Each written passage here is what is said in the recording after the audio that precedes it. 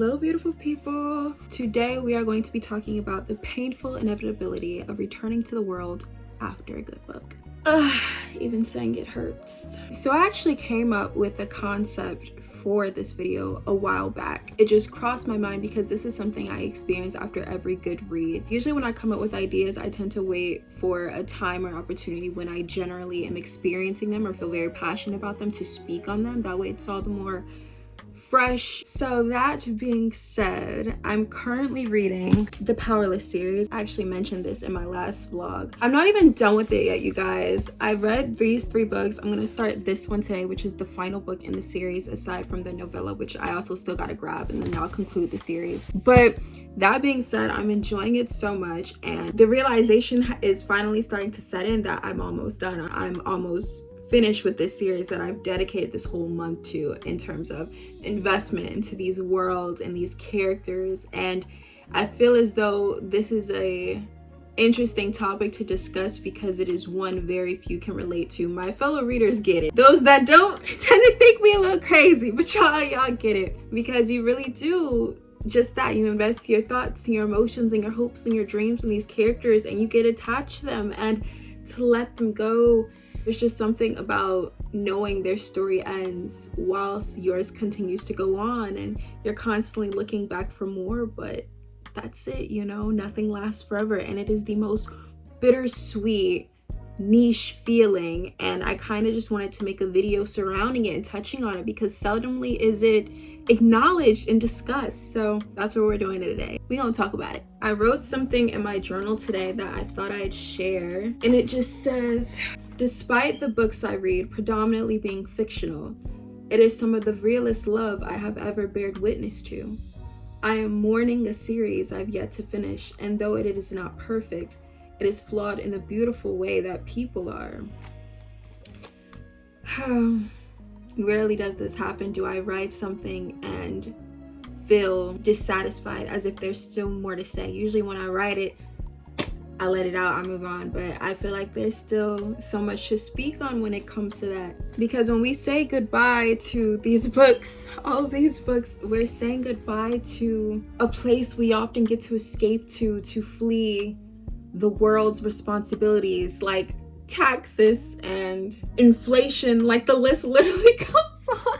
The chaoticness that is the world, you know, these books tend to be one of the healthiest, I would argue, means of escape and serenity. And so letting them go, letting these characters go, despite how many times we can reread them and experience the story again, you never quite get it the first time around. You know, that's a one-time thing. All the things I'd sell to be able to erase a book from my memory only to read it for the first time once again. Yeah, I guess I just wanted to talk about that. Like, no one talks about the internal need to heal and process everything you've just experienced when you flip to that final page, you know? Like, there are some books I read and then I'm just like, okay, I need a moment before I could read anything else. I can't pick up another book until I've truly settled and let this one sit within me, because the lessons you learn, the empathy you experience, the expansion of your vocabulary, it's down to the most nuanced things. It really is so much to process, and it does take a peace and understanding and a level of sanity to cater to the insanity of it all within you in order to move on from these stories. I think a similar situation would be when we binge watch a show. You know, there's a reason binge watching has grown to be such a successful, popular thing. It's getting caught up and lost in a story and wanting to experience it again and again and again. This is why we hold the final episodes in a series to such high stakes too. Everyone had so much to say about the way Stranger Things ended or The Vampire Diaries, because you get so invested, and rightfully so, because I heard someone say once, when we go to the theater, and you can also say this in regards to literature as well, people don't go to the theater to see the actor, they go to see themselves. We're all just looking for our reflection in different places, for the things we long for the things we are, for the things we've always wanted to be. We're looking for that in our media. I have found that so many times in a good book, and to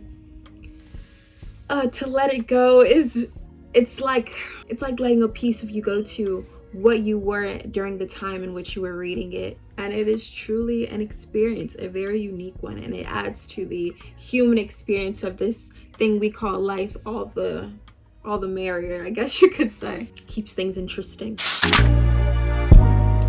That being said, like I mentioned, I've currently been reading the Powerless series. Not quite done yet, but definitely on the way. We are 3 books in, and I thought it'd be fun to convince you all to read Powerless with just a few quotes. In other words, in regards to returning to the inevitability of the real world after a good book, these are a series of quotes that I've highlighted that I can't bear to part with.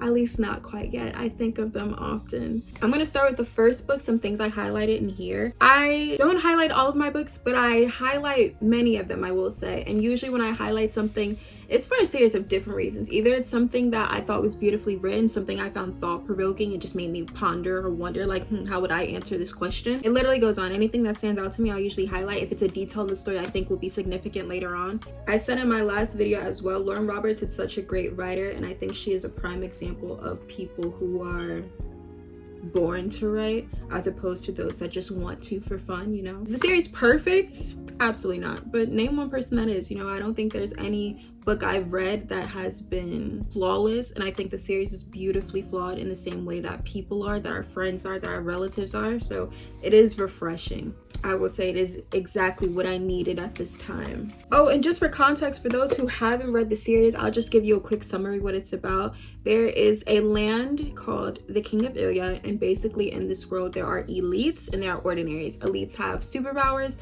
and ordinaries do not. And ordinaries are seemingly illegal in this world. They're banished from society. They're, if caught, because it is believing that they tend to weaken those who do have powers and so on and so forth. So ordinary girl meets elite guy who also happens to be the enforcer of this land. He is somewhat of a general, a sergeant of sorts, and a little forbidden love action occurs, and it is one of those, I shouldn't feel this way, but I do. I try to deny this, but I can't, and it definitely takes you on an adventure. So that's just a general summary of the series. This is on page 172, and it just says, I shouldn't let myself relax into his touch.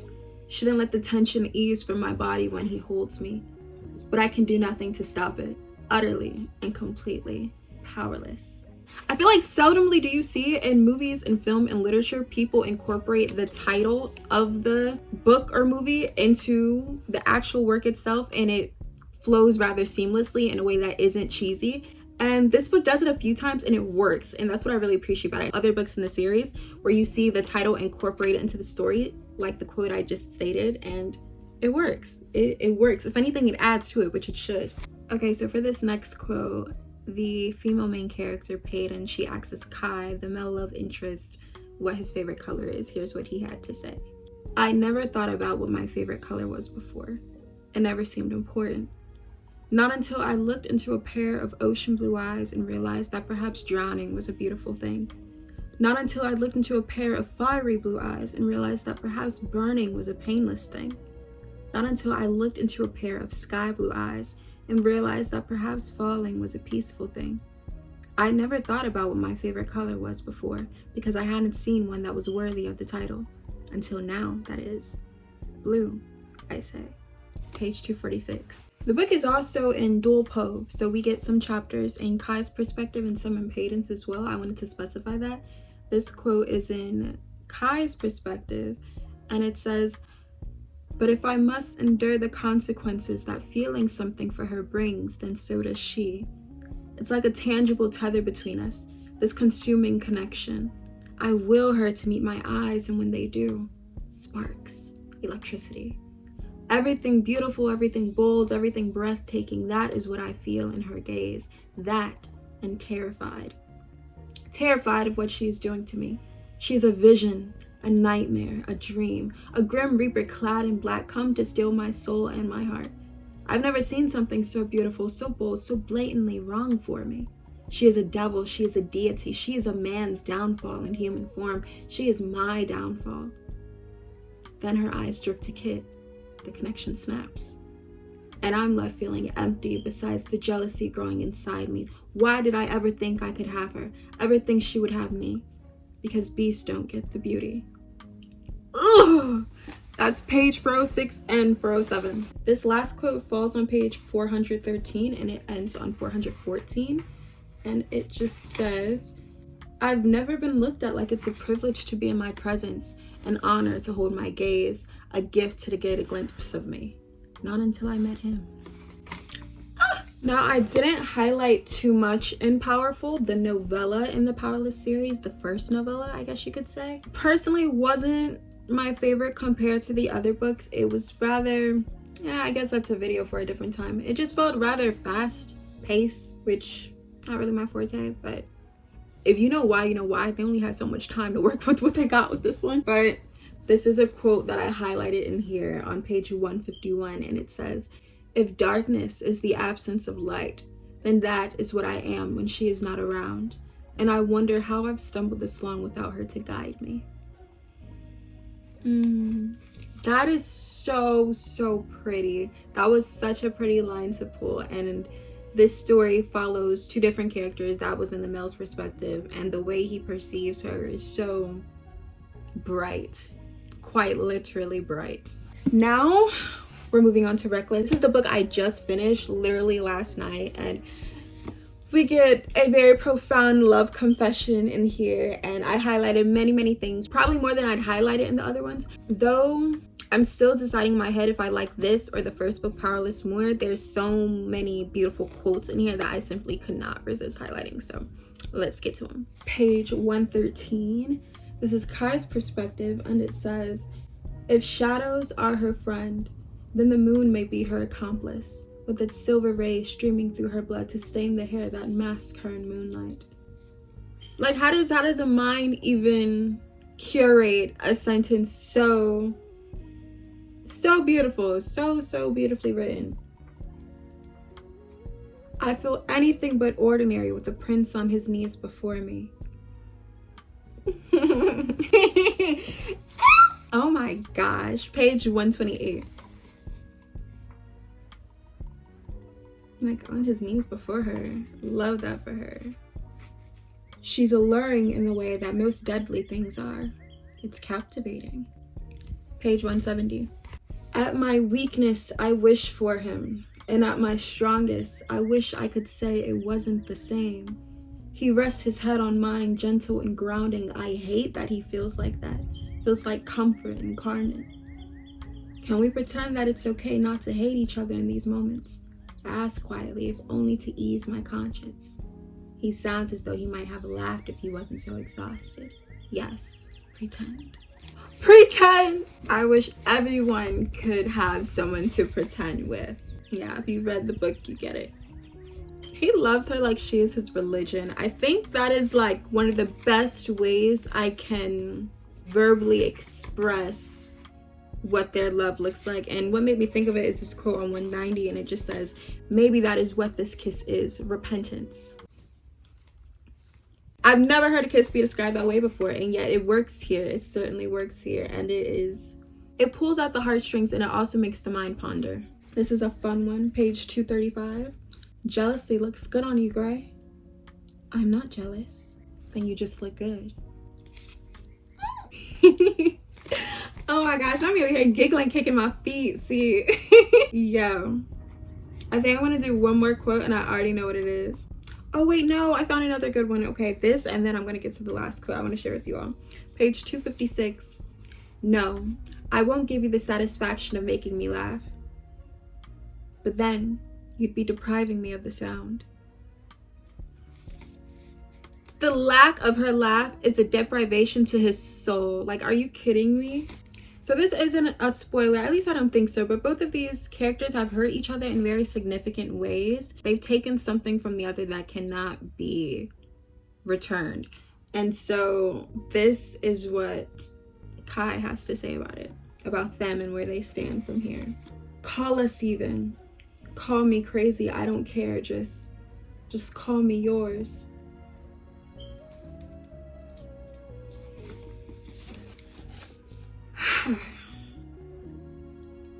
I have no words. And I hear that quote in the most almost desperate, just yearnful voice in my mind, and it is so... If that doesn't convince you to read the series, then I don't know what will. That being said, I hope that those that feel called to read the Powerless series certainly do. I also hope you enjoyed this video out as well. I know it was somewhat of a dual video, if you will. We talked about a few different things. I hope you felt seen and I hope you felt heard in the midst of watching, because I feel like at least one of the matters discussed in regards to that feeling that flows after finishing a good book, I hope that you receive some sort of acknowledgement there, because again, I don't feel like it gets talked about enough. That being said, please do not forget to like, comment, subscribe, all that good stuff. You already know, and I'll see you in my next video. Bye. Mwah.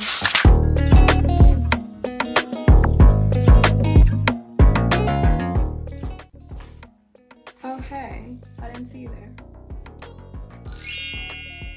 Hey, it's me, Essence from the internet, and you're watching my channel.